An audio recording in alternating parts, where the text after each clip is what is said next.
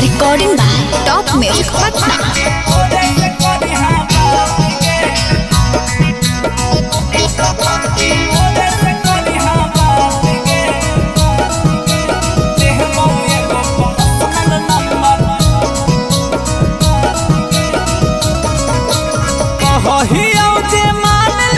मैया के साथ गे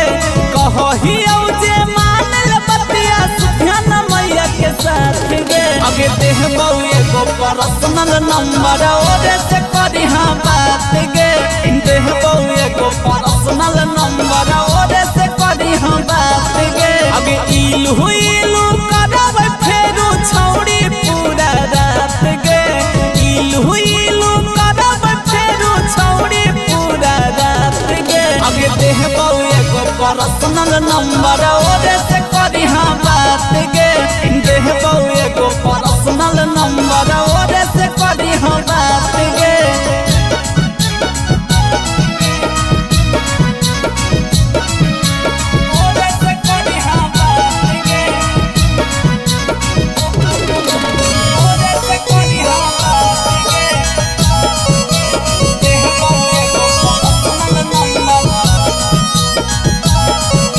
अगे ना रहतौ टेंशनवा छौड़ी नहीं रहतौ डर गे बात करके धरली है चोली के भीतर गे अगे ना रहतौ टेंशनवा छौड़ी नहीं रहतौ डर गे बात करके धरली है चोली के भीतर गे अगे ओढ़नी से छिपा के तू चात गे ओढ़नी से छिपा के रखी हकनावा तर तू चात गे अगे देहबौ एगो पर्सनल नंबर ओरे से करी हाँ बात गे देहबौ एगो पर्सनल नंबर ओरे से करी हाँ बात गे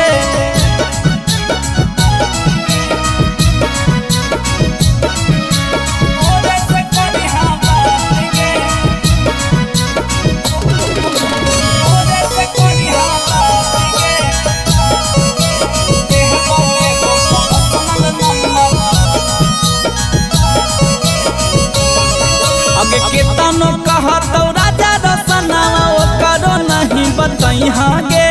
चुपे चोरी जाके छौड़ी चाट में लगैहा गे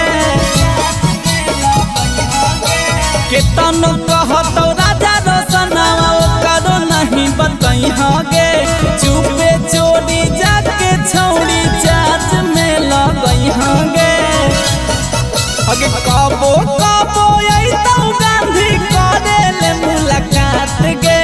कबो कबो अइतौ तूफानिया करेले मुलाकात गे अगे देहबौ एगो पर्सनल नंबर ओरे से करी हाँ बात गे